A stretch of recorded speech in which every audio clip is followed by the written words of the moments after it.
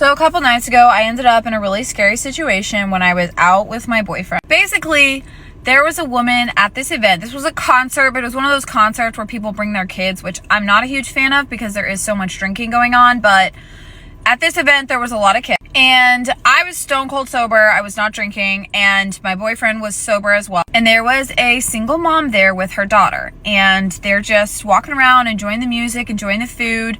And I cannot express to you how this woman just looked vulnerable and naive. And that, I don't mean that in an ugly way at all. She was very tiny. She was maybe 5 foot, 100 pounds. Her hair was in braids. She had like a cute round face. She did not even look old enough to have a daughter that was like 8 or 9 years old. And at some point in the night, I noticed these men approaching her. And they're all quite a bit older than her, like in their late 40s. And they're talking to her daughter. And I'm like watching out of the corner of my eye, like, what's going on over here? Because the whole night, it really looked like she was alone with her daughter. So this one guy, which all these guys are drinking, but she ends up letting this man put her daughter on his shoulders to watch the concert, okay? A little while later, I see another man, also older, also drinking, do the exact same thing. And I'm kind of like, what's happening here? We ended up getting like closer to where she was, not even on purpose really, but we ended up being right beside her during like the in-between concert, so it's not as loud where you can't hear what's going on. These two men have to be 30 years older than this woman, and there's one on either side of her, and she's got her little girl with her, and like one of them's in her ear talking to her, the other one's leaned down talking to her daughter. And it just, the way I felt so uncomfortable, so like, this is not right. Whatever's going on here is really creepy. It's really weird. Like my spidey senses were just like blaring. And so my boyfriend, like I'm talking to him and I'm like, do you see this? Is this weird? And he's like, yeah, I mean, maybe she knows them. Like we don't know the situation. And I was like, no, there's something weird going on. Finally, one of the drunk, creepy old men wanders away and I take his spot. I step where he was next to the mom.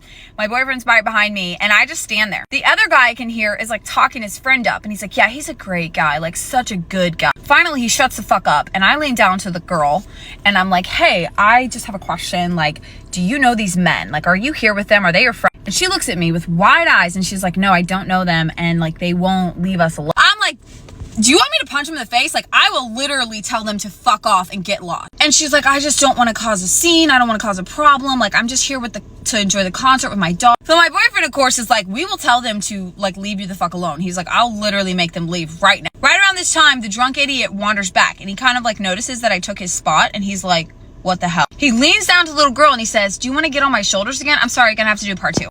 People think the Grand Canyon is empty after dark, but if you camp near Bright Angels Point, you might see something glowing in the cliffs long after sunset, like an office building covered in rock.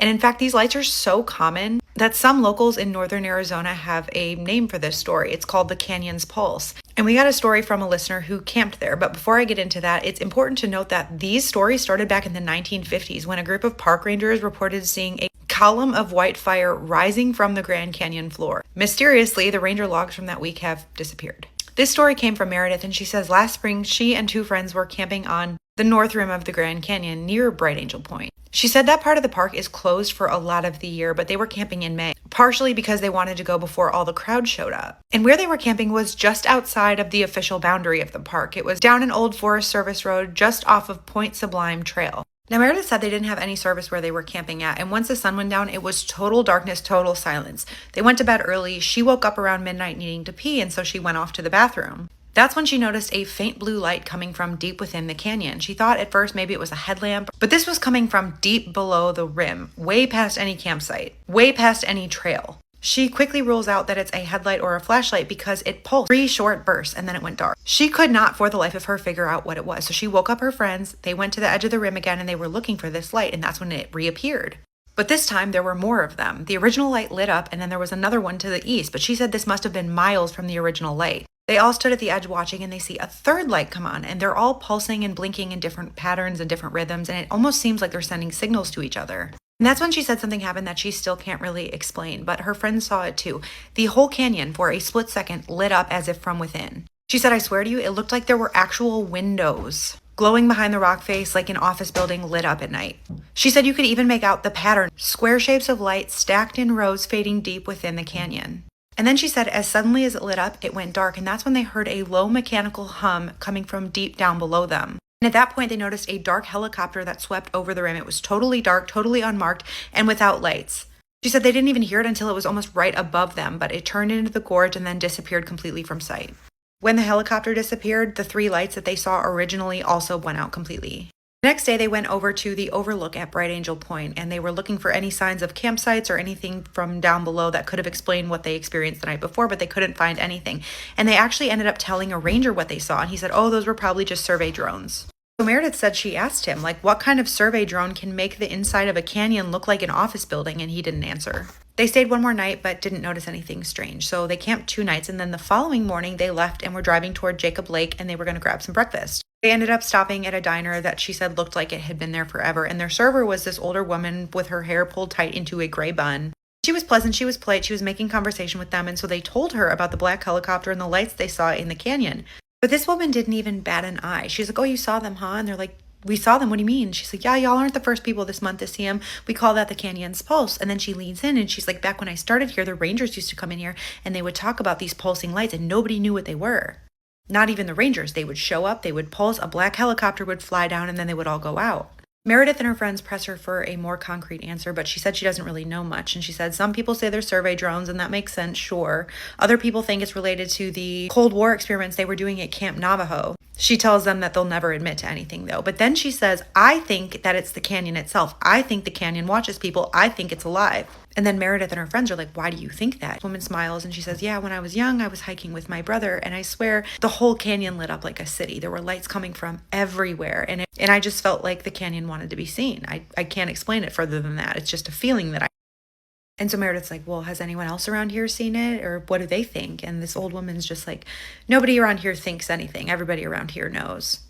Meredith said she's been back to the Grand Canyon twice, and although she hasn't seen the lights again, she just has this feeling now that there's something buried and ancient there that's hiding in plain sight. So yeah, let me know your thoughts. I've only been to the Grand Canyon once when I was too little to remember it, but I would love to go back. So anybody local, please weigh in. If you're new here, my series is called Spooky Scary Storytime, and I try to post a new story almost every single day about the things that people experience that they think nobody else would believe. This guy, Andrew, emailed me and he was like, I saw your crazy roommate story. I have to tell you mine. When I read the details of this email, my jaw was on the floor. It's disgusting.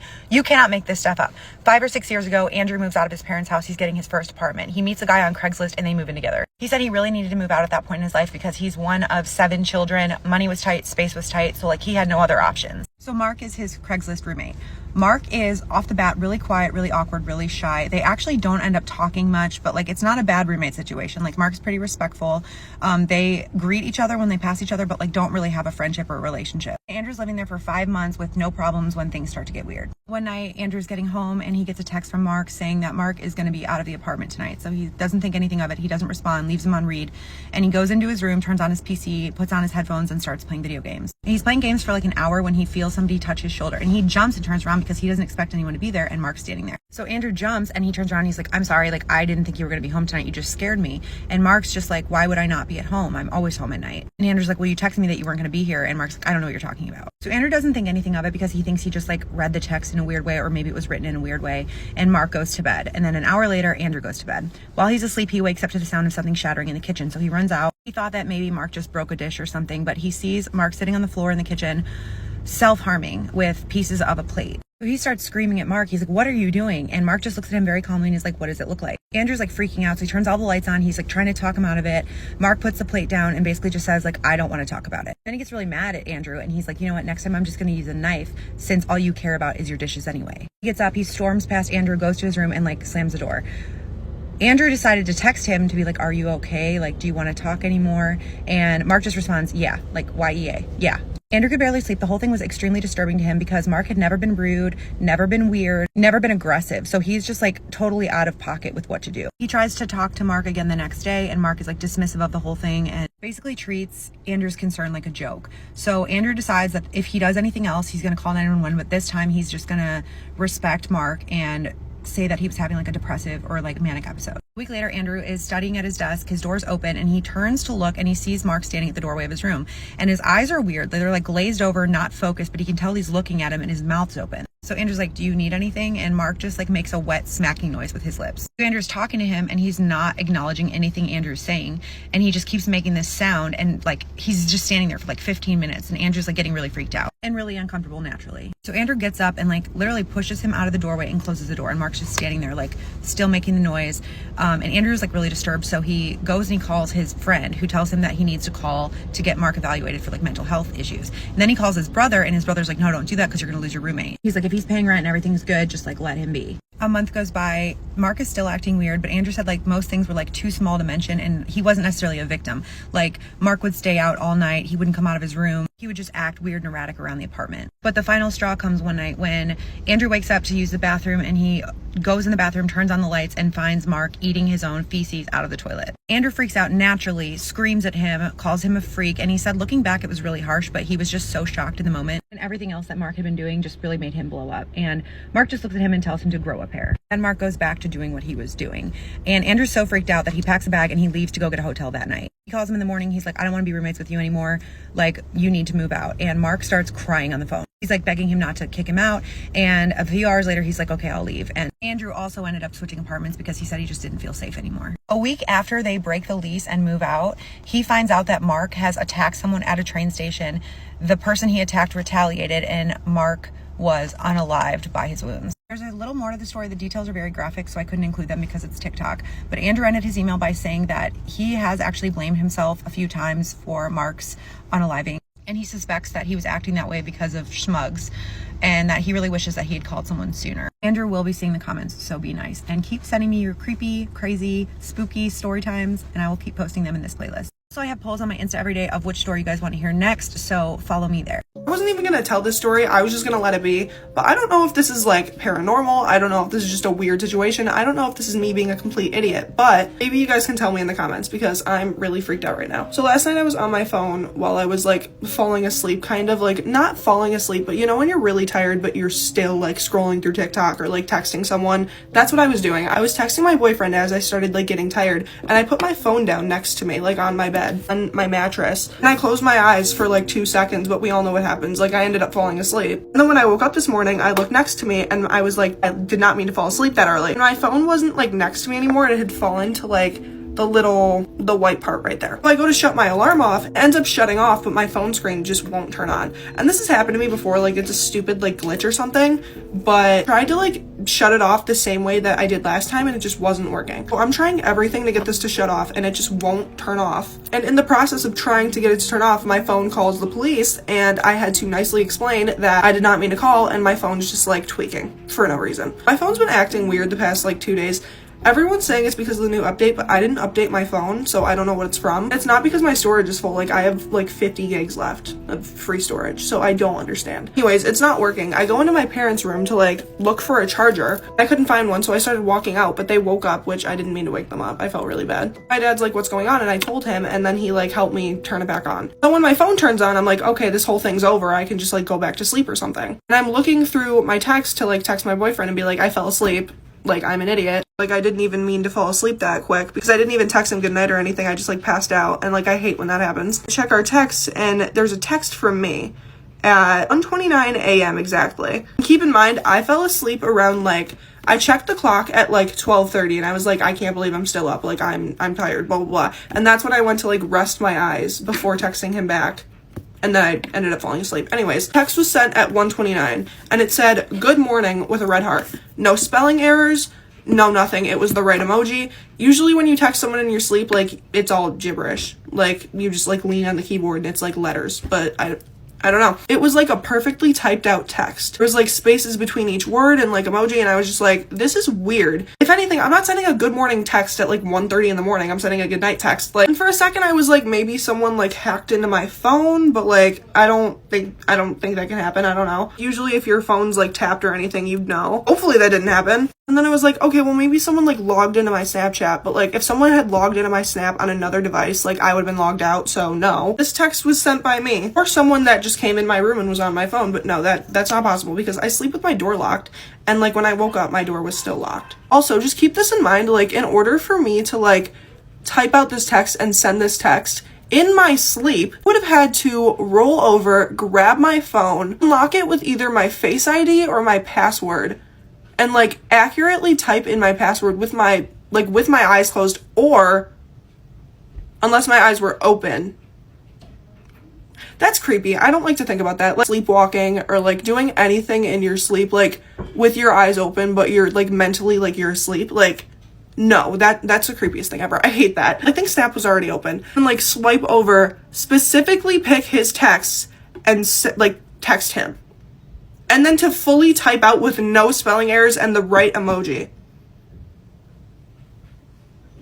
What? Yeah, autocorrect is a thing, but to get the emoji right and like have no other emojis, like specifically pick out the red heart out of all of my recents, which is so random, and my recents are never like in a specific order, like they're always like switched around. Maybe, just maybe, I woke up for 2 seconds, but I feel like I would remember that, and also I wouldn't be sending a good morning text at 1:30 in the morning. Like, even when I woke up, I knew that would not make sense. So I texted my boyfriend and I texted him on like messages, and I was like, can you send a screenshot of our Snap conversation because it's like lagging? I just figured it was lagging. Like, I was waiting for it to go back to normal and it never did. Apparently I texted him at 1:29 in the morning. I don't know, let me know what you guys think about this whole thing, because I'm actually really creeped out. No, I'm just like freaked out. Like, I don't know how to explain it other than that wasn't me. But like, if that wasn't me, then who was it? Hey guys, so I have another story for you. This is an older story. I've shared it before. I'm going to condense it down to one video. This is probably without question the spookiest call I've ever been on in my law enforcement career, and I hope it never gets topped. But anyhow, it was several years ago. I was on the overnight shift. It was like 4 o'clock in the morning. It was around Halloween time, so it's already got that spooky season feel. This elderly gentleman who lived out in the country, he drove to town for whatever reason and went to this 24/7 gas station, asked the clerk if he could use the phone to call 911. The clerk, of course, said yes. He calls 911 and tells dispatch something along the lines of like, my wife's missing or she's been kidnapped or something, yada, yada, yada. And to have the officer meet me at our residence. So I go to the residence, and as I pull up and I get out, I don't see any red flags, if you will. Normally in a situation like this, you would see or hear some commotion. You would have something standing out to you. I'm not getting that. It looks very calm, very quaint. I don't know what I'm really walking into at this point. I have terrible officer awareness. I walk up the driveway and I pass his truck, and he hops out of the truck behind me, and as I turn around, he's got a handgun. And he's extremely agitated and upset and emotional at the fact that his wife is missing or kidnapped or whatever it was. So after a few minutes of coaxing the handgun from him and make it safe, I put it on the hood of his truck. I'm like, okay, talk to me, what's going on? And he says, okay, follow me to the house. So I follow him to the house, and as he gets to the door, he says, and I will never forget this, he says, do you believe in God? And I said, yes, I do. And he says, good. And that means you believe in the devil. And I'm like, what? So he opens the door. He says, forgive me for all the candles. He says, that's the only way we can keep it out or something like that. And there's no candles, but yet he's tiptoeing through the living room like he doesn't want to step over these mysterious candles. There's no candles. So as I'm walking in the living room and all the furniture's gone, it's just an empty room. Like, I don't know if they're moving or they just moved in. It's just completely bare and empty. Although at every window around the home, I see a rifle or a shotgun, and I see spent shell casings and bullet casings. And I'm like, hey bro, what's up with this? And he said, oh, I've been shooting out at these demons outside all night, trying to keep them out from coming in the house. I'm like, oh, okay, yeah, well, we're not going to have that right now. So he lets me make all of his firearms safe, and talking to him, trying to figure out where his wife may be. And then we're in this cabin-esque home, and there's a loft, and I see above us his elderly wife comes to the edge of the loft, and she's wearing this white, like, robe, you know, like something Ebenezer Scrooge would wear. A little creepy looking, you know, and she's just standing there staring down at us. And I'm like, all right, she seems sensible. I'm going to go upstairs. I'm going to talk to her, because obviously he's the issue and we need to get him some mental health treatment. So I'm like, hey, I found her. And he's like, oh, it's great news. It's great news. You know, he's all excited. He's calmed down now. He's like, she's safe. She's sound, good to go. So I'm like, we should be in and out in 5 minutes. So as I walk up the steps, I go up there and I talk to her and I'm like, hey, ma'am, your husband's having some mental health issues. And she's like, I know. And she's like, I don't know what to do with him. I'm like, I get it. You know, boys will be boys, but I'm going to have to take him to the hospital. And I'm like, I'm going to probably need you to help me out and, you know, convince him to go with me. And I think we're on the same page. And all of a sudden she says, am I in trouble? And I'm like, no. Why would you be in trouble? And she's like, well, I'm curious. And I'm like, well, he's not in any trouble either. But why did you say, are you in trouble? Like, there's something not right about how she said it. And she said, well, because I fed it. I'm like, fed what? She's like, I was feeding the devil babies. And I'm like, what? Like, I get it. He's having a mental health issue, but it's very rare, if not impossible, in my opinion, to have two people having both the same mental health issues.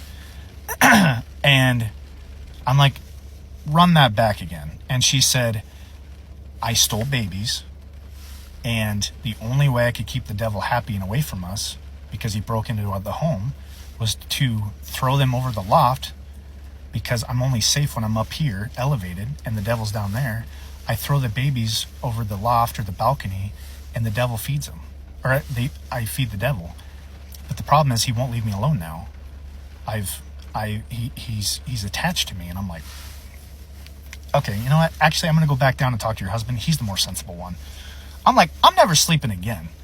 So I go down the steps. I talk to the husband. I'm like, bro, both you and your wife are going to have to take a trip with me to the hospital.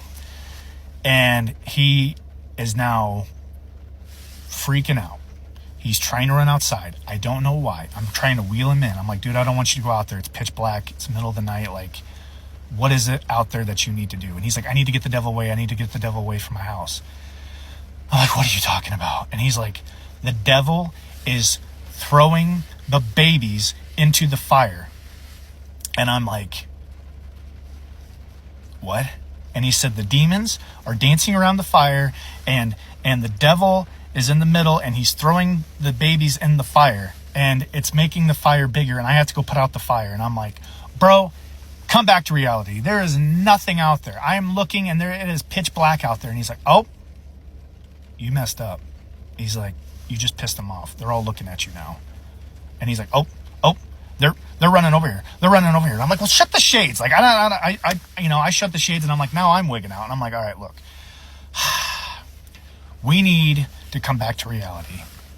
Luckily at that time, another deputy shows up, the ambulance shows up. We both convinced them to go to the hospital and get some mental health treatment. They do the same thing at the hospital. The doctor's like, I'm going to send him away, and hopefully we can get this fixed. They went away for a few days. They came back, and I never dealt with them again. I never had to go to the house again. Sadly, I did hear that the elderly lady later passed on a few years later.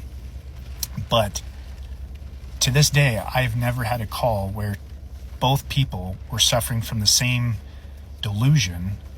And in my opinion, there was something extra sinister involved there that's beyond what medicine or therapy could solve, if you will. But I want to know your thoughts. Tell me what you think. Thanks, guys. Bye.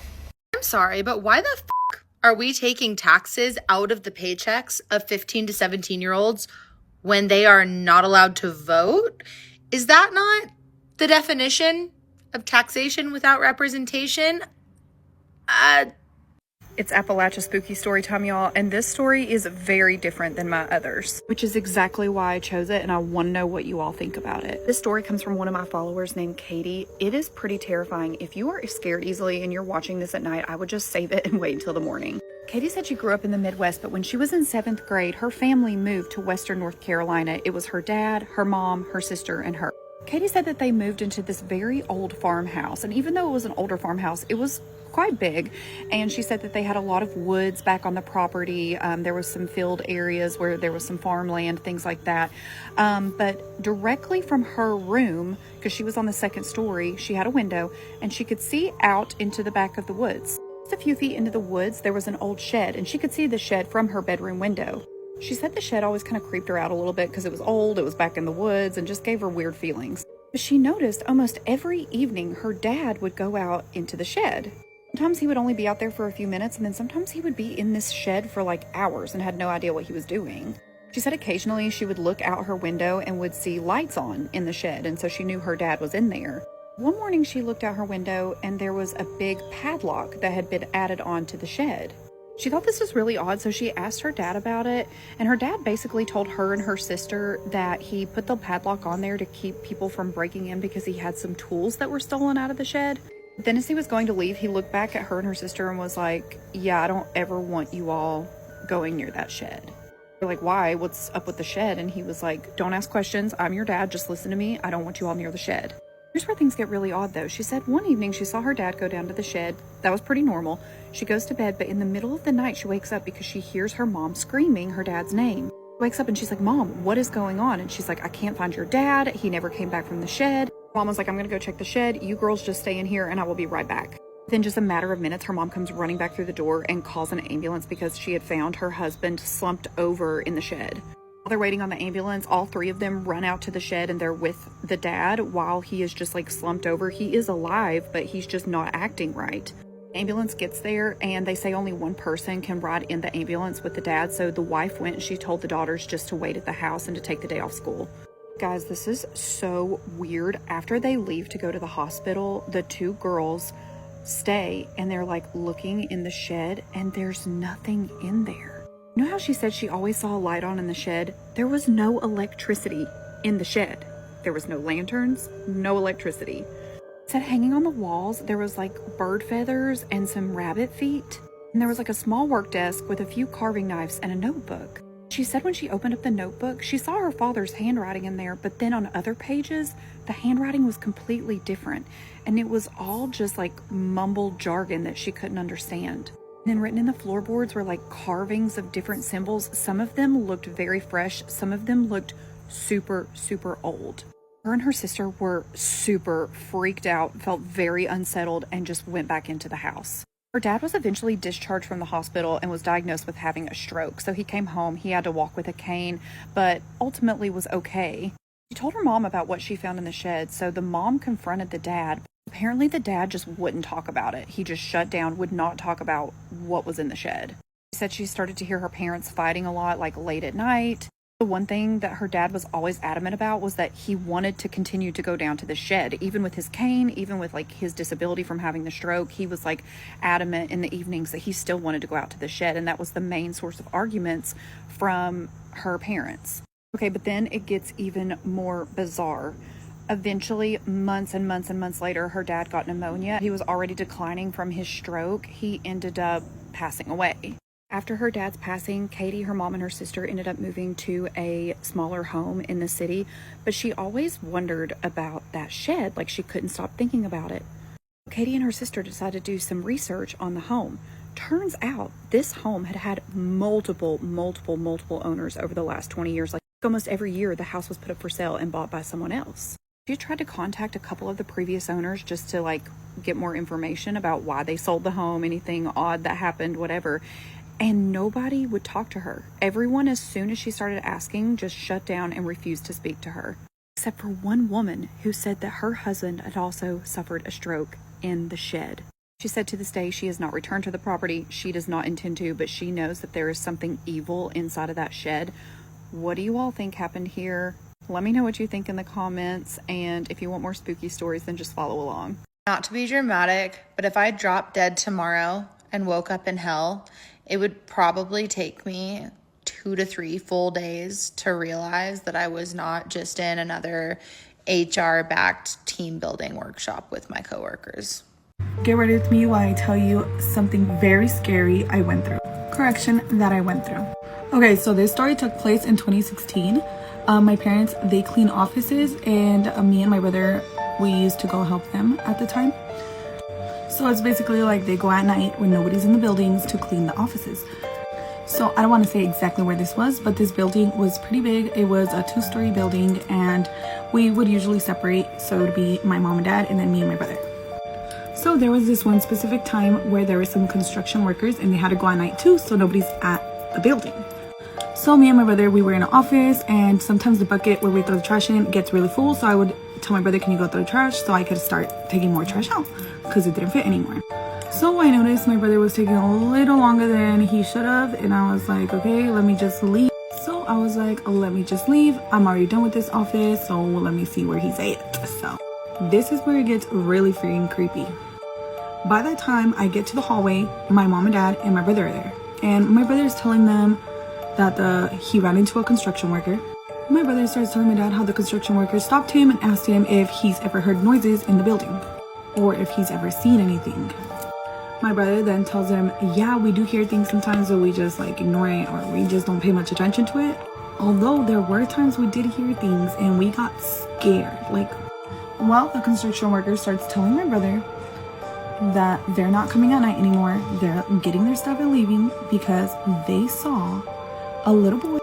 So they saw a little boy dressed in hospital clothes, like a hospital gown, running through the hallway, and a doctor or nurse type looking chasing after them. Yeah, and mind you, this building is not a hospital, not a clinic. It is a call center. So it was a call center upstairs, and downstairs it was a DR Horton. The DR Horton office was where the construction workers were in. So my dad starts saying like there's no way, they just made that up. Start saying they're just trying to scare you, like blah blah blah. So we just like go about the date. We didn't really think much of it. It did scare us, but we were like, what the fuck? So fast forward a couple months later. So we're back in the building, and my dad comes up to us and he looks freaking scared. And we're like, what happened? And he said that he saw So my dad starts telling us that he was in the hallway and that he saw a doctor pushing a patient on like a hospital bed, and they were exiting the building, and that my dad yelled, hey, and that they turned and looked at him directly. The patient looked directly into my dad, and my dad was like looking at him, and that quickly they exited the building. And my dad said he ran out of the building, and when he went out there was nothing, like no cars. It was empty. It's just our car there in the building parking lot. So after that, we decided that we did not want to separate, and my dad was like, F that, we're not separating. We literally saw what the construction workers said that they saw, except it wasn't a kid, it was like an older guy. So, well, shortly after that happened, we didn't work there long after that. But now, so a couple months from today, we went to go visit that building, but it's completely abandoned. Like, it's just, there's nothing in it.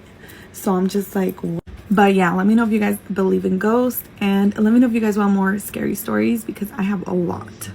5 years old now. My father died at 7.5. I don't want to live in a hole anymore. Let's do a story time, and typically this is not what our content is about, but I want to just start with by saying if there's one video that you watch of ours, please let it be this one. We have a lot of moms and daughters and young girls following us, and if I don't share this story, then I'm not doing right by any of you. And to be honest, I really haven't even had time to digest any of this. But when I say my daughter was this close to being part of what I feel like was human trafficking, I can't even describe to you the feeling that I feel as a mom, because it happened right in front of my eyes. And you hear about these stories all the time, and it's like they sound like just like horror, like true crime, just like stories that you would never ever think could happen to you. So last night we were actually in Indiana because we were visiting my family for the weekend for my birthday trip. It was our last night, and we decided to go to Nordstrom Rack. And this is the Nordstrom Rack. If you live in Indiana, it's the one on Keystone. And it was closing time. It was like around 7 o'clock. They were closing at 9. We decided to just stop and do last minute shopping before we leave for our trip. Ellie had my 4-year-old in the grocery cart, and then my 6-year-old was walking with her. I was doing some shopping within like 3 to 5 feet of her, and my husband was doing shopping in the men's section. So Ellie was with me in the women's section. I'd already like finished our shopping, so we were just kind of waiting on my husband to finish. I see this man walking by her. He doesn't realize that I'm her mom and that I'm with her. He's talking on his phone, and I'm watching him follow her. I'm watching. I'm not saying anything. I'm not talking to her because I want to see what he is doing. He looks to be an Indian man. He's talking on his cell phone. I'm going to post a picture of his face because it's going to show up on my platform, and I hope that you guys continue to share his face until we find out who he is. So he's on his phone, he's following my daughter, he's following my kids around, and I hear his conversation on the phone, and he says, "How long until you can get here?" And in that moment, I literally coaches my body. In that moment, I knew he was up to no good. My intuition kept true, and I kept listening. And again, he's eye contacting her, and they're really close to me, but he's still watching her. And he's on the phone, "How long until you can get here?" He says, "Do you want me to FaceTime you?" And he says, "Hurry, hurry." He walks right past me, and I'm watching his every move. He gets on the phone with somebody. He's FaceTiming. He's holding his phone like this. Ellie's right over here getting into the like checkout line, and he comes up right in front of me, and when he goes to her, I can see his phone. He is FaceTiming, and he is following her, and he is showing the person on FaceTime her and my other 2 small children. In that moment, the mother bear inside me, when I tell you, I went up to him directly, and I spoke as loud as I could because I wanted everyone in that store to hear me. Again, my husband was on the other side of the store. I wanted the workers, anyone around me, there was another little family with a small child, to know he was up to no good. And I went up to him directly, and I said, "You better put your phone away. You better stop following my children around, and you better leave this store." He says to me, "It's my mom, it's my mom." I said, "It's not your mom. Stop following my children around. You've been following my children around this entire store. I know what you're doing, and you better leave the store immediately." Just to validate my mom intuition, he was actually at the store the same exact time the night before the closing shift, we're gonna call it, and he was there the same exact time. Did not buy one thing either of the nights. It was like his face was like a little child getting caught for stealing something. These men that do this and prey on young women and children are weak. They are weak. So when I was direct with him and called him out, his eyes, you could just see it, like he was caught. And he just kind of put his face down, and he was in dress clothes. He had like a green shirt on. You would never, he almost looked just like a smart, like IT guy, like really smart, and like, he looked like a businessman. He looked like a businessman, you guys. So as he walks away, he gives me like one more turnaround. He turns around one more time, because again, he was like really close to the exit because we were by the checkout line. He looks at me one more time, and I get close to him, and I have my phone out. It's not recording, but I'm gonna make him feel like it. And I get into his face, and I said, "Do you want me to record you? Do you want me to follow you around like you've been doing my children all night?" And then at that moment, he put his head down and he ran out that door. I immediately went and got my husband. They had security in the store. I told him I want to make a police report. He checked the footage. He said, "This guy looks suspicious." Yes, I agree. You should make a police report. My husband calls the police to the store. I make a police report because I'm not going to let this guy get away with it. So if you live in Indiana or the surrounding area, anywhere as a mom with young children, these men are preying on you. It is real. It does happen. The fact that it happened right in front of my eyes and I watched the entire thing go down, there's definitely more to this story. I could keep going on because when we left the store and I made the police report, there is a white like Dodge Ram very back. What I believe was the guy he was on the phone with coming to pick up my daughter or my children. And that same guy went into the store right after, like during my police report, as I'm standing outside, he goes into the store. He stays at that store until closing time. I will do a part 2 because I want to share with you what I found, where this guy was going. It's very disturbing. It's very real. And it's everything that you hear and see in these crazy human trafficking stories. It's absolutely terrifying. So I'm definitely going to share that with you. And I will say, when I made my police report, the police officer did not take me seriously. He made me feel like it was just another thing. Since he didn't do anything criminally wrong, there's really not much he can do. He said it's what he calls a 1096. When I asked what a 1096 is, he said basically it's people with a mental disorder, and that this is kind of normal. I knew as a mom, this guy was not having a mental disorder. It was not a mental breakdown. He fully knew what he was doing. He went in with the full intention of finding a girl or children, and his intentions were not good. I cannot tell you 100% what his intentions were, but I can tell you from what I've heard and my mom intuition, and I'm telling you it was to take my child, my daughter, or my little boys with her. My biggest ask to you guys is that you hear the story, you listen to this story, you take this seriously, and whether it's Target or Walmart or anywhere you go with your children, just in general, it's so easy to be distracted. And I am a true crime mom junkie. Talk to Ellie, she will tell you, like my mom will tell me every scenario, will give me ways to get out of situations. Like I'm constantly like reminding her that this stuff happens. And so I just want you guys to be very aware, especially young girls. Ellie goes to the mall, you guys go to the mall, she's 15, it's very normal to go shopping. You guys are driving now. Your mom will tell you this. If you don't listen to her, please listen to me. Please listen to me. Because Ellie, of all girls who I've been teaching her entire life of this situation, she was very unaware of what was happening. She even told me the scariest part is that you're right, Mom. He got so close to me once in the store that he actually bumped into me. And she was so unaware of the situation, you guys.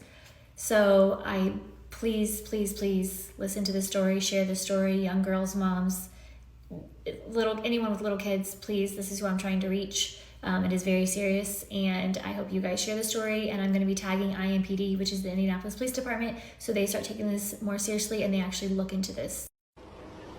Oh my god. I can't breathe.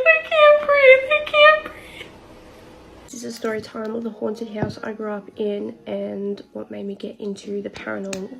So I moved into this house when I was about 4 years old. My sister would have been about 2. It's about 15-20 minutes out of Geelong. And for the first year of living in this house, nothing out of the normal happened. The first time I remember experiencing anything in this house, I was asleep. I felt tapping on my shoulder, so I turned over because I thought it was one of my parents. And I see this, what looked like a wolf. And I swear to God, I swear on my whole damn life, I saw this thing. I screamed, I called out for my parents. I thought someone had broke into my house wearing a wolf costume.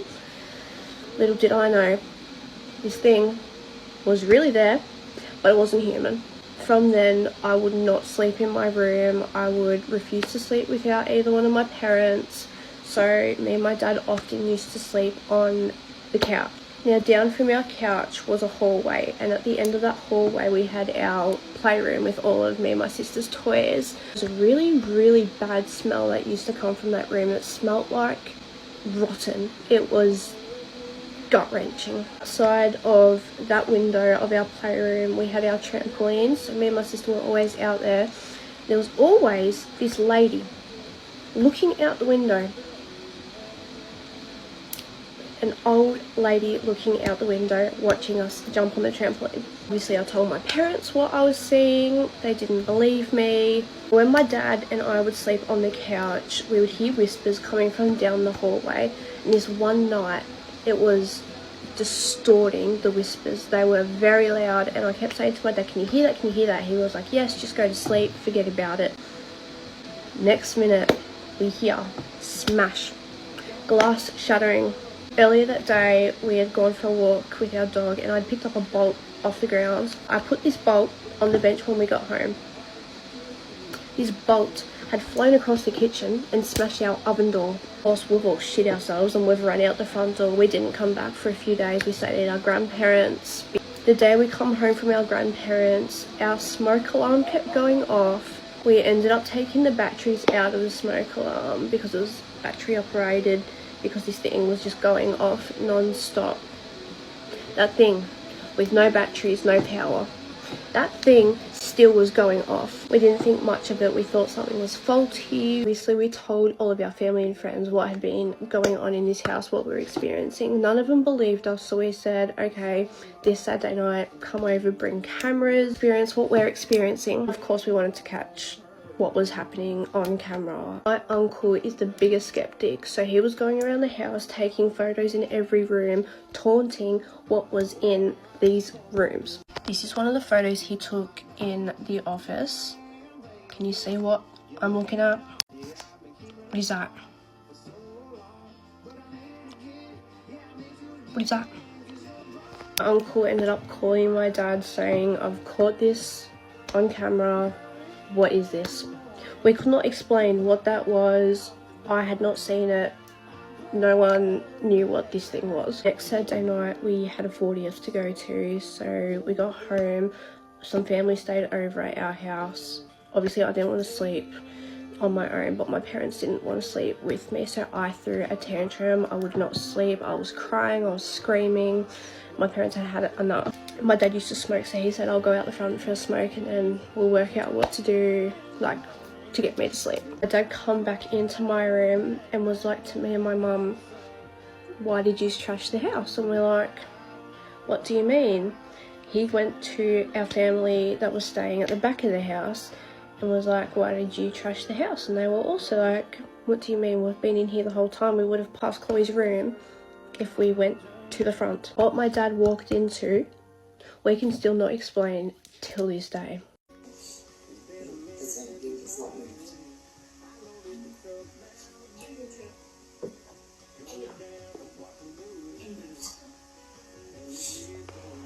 My parents' room and the front lounge room were turned upside down. My dad obviously thought someone had still done that or someone had broken in, so he said, "I'll go out for a smoke, we'll come inside and we'll work out what has happened." Me and my mum were in my room, our family was at the back of the house, my sister was asleep. We heard the front door open and then we heard like just a massive bang. The front door slammed shut and then just like a plop. We had all run into that front room, my family included, that was staying over, and my dad was unconscious on the floor throwing up green stuff. Obviously we called an ambulance because we didn't know what happened. The paramedics got there, they took his shirt off to put heart monitors on his chest and they found this scratch and these scratches on his back. He also had scratches down his face, neck, and he was in a neck brace. My dad was getting treated by the paramedics and he come to. I told him, and this is all on video, that I had seen that wolf in that lounge room where he was laying unconscious. Obviously at this point my parents started believing me that something was off in this house. So much stuff was happening, things were flying across the room in front of our eyes. TV channels were switching while we were watching TV. We pulled the plug out, like the power source of the TV, so there was no power. That TV still would turn on.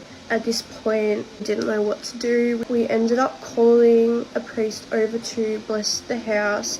This priest was also connected to a TV show that used to air on Foxtel back then, so they asked permission to come and film in our house. The medium from this TV show was instantly drawn to that back room. He'd gone down there. She said that I feel a presence of an old lady. Little me runs down the hallway and says, "Yes, it's Maria." Who's Maria? That footage never ended up being aired. TV show broke down after our house because the cameraman felt like something was trying to enter his body and he quit there on the spot. After that, the priest told us there's no way we can cleanse this house. Whatever here is too strong. You've got poltergeists here. There was many other things that my dad and I had seen and heard in that house. So we called our real estate agent and said, "We're breaking our lease, we want to move out." And when he asked why, we told him what we had been experiencing, especially in that back room with that smell. He goes, "Oh, my mum actually died in that room. Her name was Maria. We were on holidays when she died, so she was left there for 2 weeks decomposing." Ended up moving out, but that's only tiny bit of what had happened in that house. I've got so many stories I can tell you. All my childhood friends experienced things in that house that they could tell you about, but let me know if you want more stories.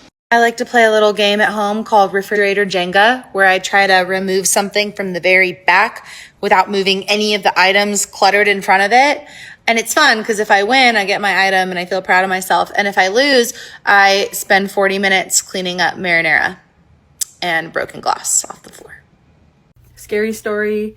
My friend, I was probably about 15 or 16 years old, and I was at my friend's house. And her and her sister, their uncle was telling this to us. And he is now since passed on, God rest his soul. And but he told us the scary story, and then he came and stayed with them in Regina at the time, and they were like, oh, what come you're doing here? And he said, man, I got spooked out. He was like, I was on the res and I got spooked out. He was like, so I'm just kind of like laying low for a while, just come change the scenery or whatever. Anyways, we were all like, oh yeah. And he was like, well, what happened? And we're all just kind of sitting around in the living room, and he was just like real serious, like he was telling us that story. He's like, man, he was like just like reliving it.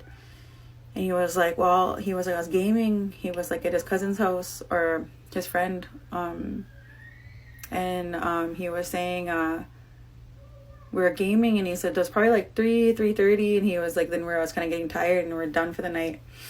And then he said, I'll let you guys go or whatever like that. I'm gonna head out.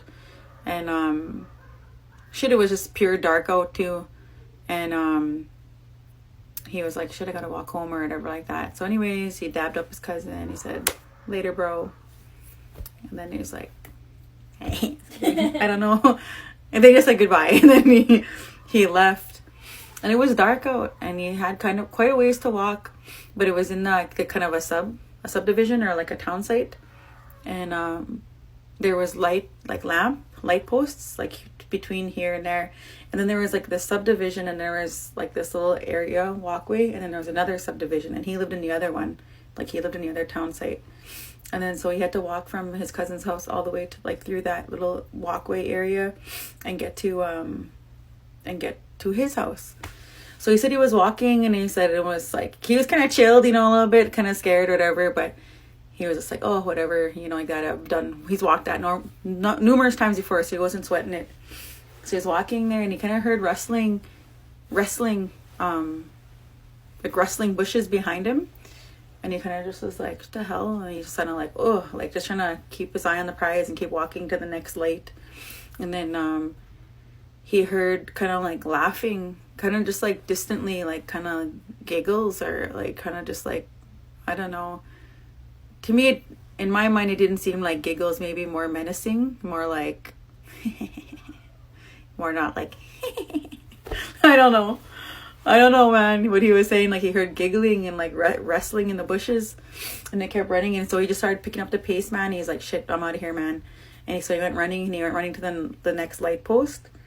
And he went running on the light post, and he'd like stand underneath that light post and just kind of like, and just kind of like catch his breath and kind of like look around, and then like take off to the next light post. He said he was going from light post to light post because the light was there. And he said when he was in the dark, he was just full tilt running. And he was like, he said he could still hear like sound like something was chasing him or like following him and like laughing. And he said he just like was freaking out. He was like freaking the hell out. And then he stopped, and like he like turned around, and then he was underneath a light post, and he stopped, and he turned around, and he could see something rustling in the bushes. And then he said all of a sudden he seen Joker. And you know what you look like on the side of the cards, what those like jesters look like? He said it was a jester, and it had like a thing on, and it was walking on its hands, and it just like looked up, and it just had this really like ugly ass face, and it just started like running towards him on its hands, and its like legs were up. And he said as soon as he seen that, he was fucking out of there, man. He said, I don't think I've ever ran so fast in my life. He said, I just was like, it felt like I wasn't even touching the ground how fast I was running. I felt like I was just like, I've never ran that fast in my life. He said he ran home, and he got into his house, and then he was just like freaking, he says he was freaking out, man. And when he was telling us that story, like he was like almost like emotional, like he was like tearing up or like reliving it. Like, there's no way in hell he was making that shit up. Like, he was just like telling us a traumatic event that happened to him. And I think about that all the time. I mean, like, I that's one of the probably scariest things I've ever heard. Like, I always just think like, yeah, jester, like just like Joker face, like just. I try to do it here. I'll show you guys. 82% of CIA agents are men, which is crazy to me because one time I used a guy's public Venmo transaction history and his Twitter likes to figure out that he was also seeing a girl across the country. And I just don't believe a man could do that. I did not believe in ghosts until Monday night. My whole life, I just have never, I'm just naturally skeptic about like the good spirits and the bad spirits. Like I have a hard time believing in anything, you know? My husband believes in everything. So, you know, he's claimed to have spirits visit him throughout his life, you know, and things like that. But I have just always been like, okay, yeah, I believe that you believe you saw that. But then, like, you know, I don't know. I have a hard time with that. Monday night, though, I was laying in bed. My bed faces the door, which was open. And then there's the hallway, which is just a wall. Okay, so my husband was playing video games, and sometimes he comes up and checks on me, and then he goes back down. So I see a shadow of what I had no reason other than to believe that was him come check on me and leave. So I called him and I was like, hey, can you come back upstairs? I want to talk to you for a second. And then he was like, oh, no, I'm in the basement. What do you mean? I was never upstairs. And I was like, oh, okay. Someone's in the house. Come upstairs. Grab your weapon and come upstairs. So he runs upstairs with his weapon. We're looking around the house. This is all happening very quickly. There's nowhere that anyone could have gone in that amount of time or we wouldn't have found them. So, I mean, at this point, I'm not thinking anything paranormal still. I'm just thinking like someone's in my house. So I'm checking on my babies. I looked everywhere in my kids' rooms. My daughter was asleep on my floor because she wasn't feeling good. So I looked in my room. Everything was good. There was no one there. No windows were open. No doors were unlocked. So we go downstairs. We kind of start talking about it. He's already convinced himself that it's paranormal. So he's called his family members that have also seen paranormal things in their lifetime. And he's talked to them. And we go upstairs and we see like where the light was, and I'm like, okay, something else had to have happened. Like something else could have cast that shadow. Like maybe there was a bug fly in front of the light or something. Like let's just mess around with the light, see what could have caused a shadow. The only way that I found that could have cast a shadow the way that it would have had to have been a very, very tall person to cast from where I saw on the wall all the way down. And it would have had to have been standing in the nursery doorway. So I think that's weird, but I'm still, I'm not going to that place. Like, it just, okay, I kind of am now, I guess. I should be honest. I kind of am thinking about it, but not like I'm still in denial. Yeah. So I'm looking around. We don't see anything. I don't have, like, a bad feeling or anything. I feel pretty neutral. People say like that you can feel evil energy. I don't know, but I didn't feel anything. So, I was downstairs, kind of just like looking around, and then my husband went into the nursery, starts yelling, "Get the babies!" So he picks up what happened was he saw the spirit that he had seen throughout his childhood standing above our daughter in her crib. And so we were out of that house in 20 seconds in the car on the way to my mom's house. Like, that's just, we were gone. We were not risking anything. I'm a skeptic, but I'm not stupid. I'm getting out of there. So then we have animals. So we had to go back in the morning to go feed our animals. He went with my dad. My dad went to go, check things out. I stayed at my mom's house with my babies. They came back. They were like, nothing's weird. We didn't feel anything. All good. So now I'm not worried. We went back at night to feed the animals dinner. We're like, okay, we're going to stay at the house one more time just because, we're still like a little freaked out of what it could have been because I know what I saw. I know that someone was there. Like, I don't know. I know that I saw something. So I'm still a little freaked out. So I go over there with my husband to feed the dog, but I'm not even worried. So I open the door, not even scared. And every cabinet and every drawer in my kitchen was wide open. My husband didn't leave it that way. My dad said that they were all closed when they left. Like, it, you know, and then I went into each of my rooms, each of like my kids' rooms and my room, and all the drawers were wide open. I went into my bathroom, wide open. My cabinets were wide open. So I was freaked out. I was out of there. We called my parents. They came. All four of us were walking through the house, trying to see like if something was taken, trying to see if like someone had broken into my house. There was nothing taken. There were no like entrances of the home that were left unlocked or like weirdly opened or anything.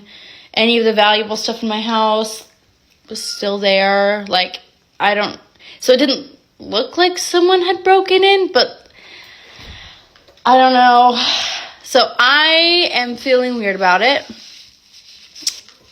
I do feel, I don't know, like I sound crazy being like, there's a ghost in my house, but I don't know.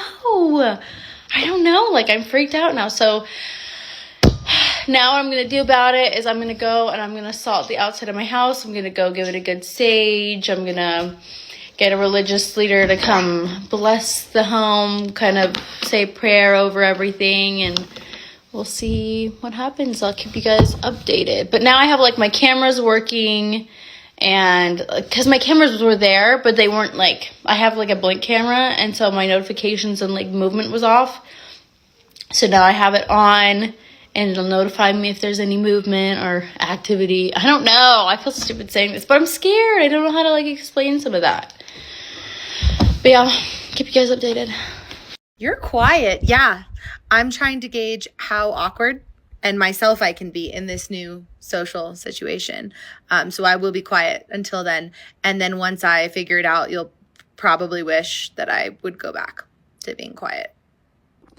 Everyone I know has been telling me that I should tell this story on TikTok because it's the craziest situation ever. So I'm bored enough today that I'm going to do it.